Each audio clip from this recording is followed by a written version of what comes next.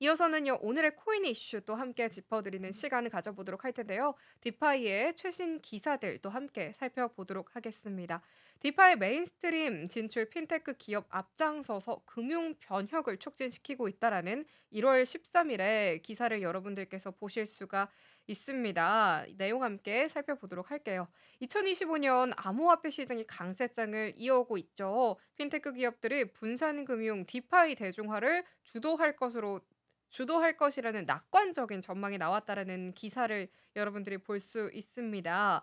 11일 현지 시간 포춘에 따르면요. 로빈후드의 블라드 테네브 CEO가 디파이의 효율성을 또 강조를 한 번 더 했습니다. 기술적인 이점을 또 설명을 함께 해 줬는데요. 다만 비트코인은 여전히 편의성 측면에서 기존 웹사이트에 크게 뒤처진 상태라고 이야기를 했습니다.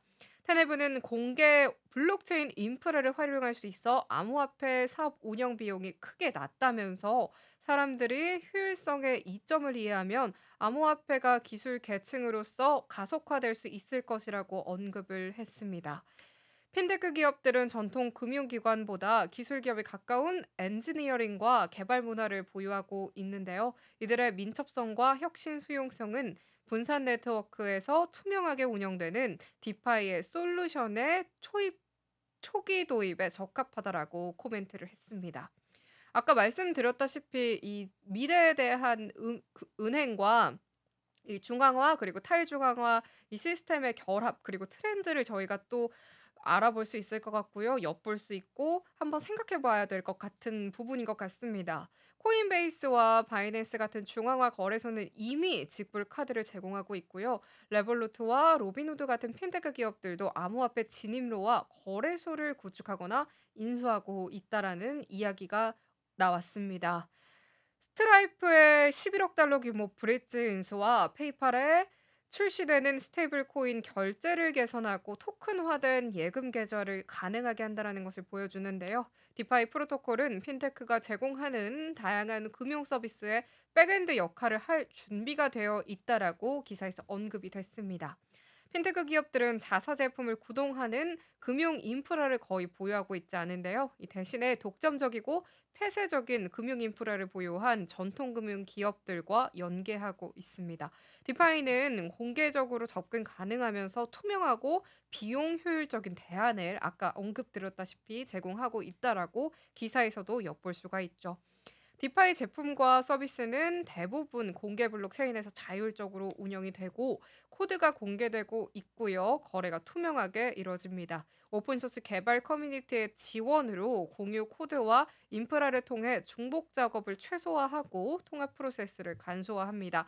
핀테크 기업들은 이를 통해서 조금 느린 기존 업체들에 대한 경쟁 우위를 확보할 수 있고요. 개발 비용도 절감돼 시간이 지날수록 낮은 비용과 높은 마진을 실현할 수 있기 때문에 이런 절감분은 낮은 수수료 형태로 고객에게 환원될 수 있다라고 이야기가 나왔습니다. 개발형 인프라 기반 제품 구축은요, 핀테크 기업과 고객이 더 큰 네트워크 연결해서 오는 네트워크 효과를 활용할 수 있게 하는데요. 거래, 대출, 대여 등 다양한 시장에서 더 많은 구매자와 판매자가 참여할 수 있도록 모든 참가자에게 더 정확하고 낮은 가격이 제공이 됩니다. 가장 중요한 것은 기업들이 이런 개방형 금융 인프라와 상호작용하는 방식을 전례 없는 수준으로 통제할 수 있는 디파이 제품이 등장했다라는 점인데요. 유연하고 맞춤화 가능한 디파이 제품을 통해 기업은 고유한 리스크를 허용할 수 있고 관리하고 모든 규정 준수 요건을 충족할 수 있습니다.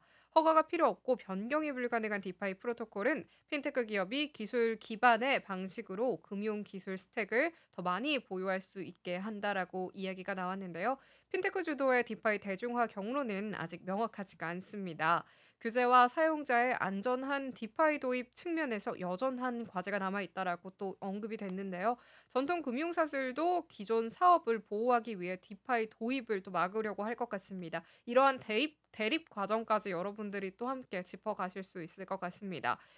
핀테크 기업들이 더 많은 서비스에 디파이를 활용하기 시작하면서 이 점은 무시할 수 없을 정도로 명확해질 전망이고요. 결과적으로는 더 개방적이고 더 투명하면서 효율적인 금융 시스템으로의 변화가 예상이 되고요.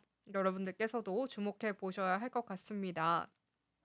이렇게 주강화와 저희가 익숙한 건 이 주강화 시스템인 것 같은데요. 이런 탈중앙화 금융 서비스에 대해서 여러분들께서 이 트렌드까지 미리미리 좀 파악을 해 두셔야지 미래에 대한 이런 전략까지 좀 가져가 볼 수 있을 것 같다는 생각이 많이 드는 이야기들이었습니다.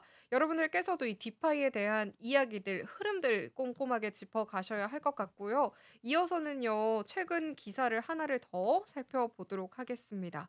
디파이가 이제 활발할 전망이라는 기사를 여러분들께서 또 체크해 보실 수가 있는데요. 올해 이 업계에서 인수합병이 활발하게 이루어질 것으로 업계에서 전망하고 있습니다.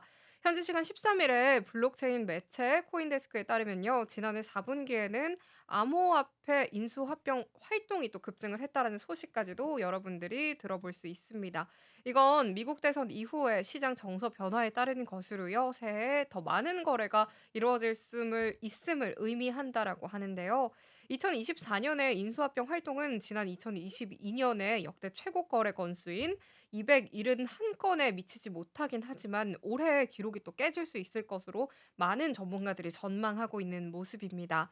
블랙록과 피델리티, 그레이스케일을 포함한 주요 기관이 비트코인과 이더리움 ETP를 출시하고요. 트럼프 선거가 낙관론을 또 고조시키면서 새로운 인수합병 붐이 일어날 무대가 마련됐다라는 설명이 또 이어지고 있습니다.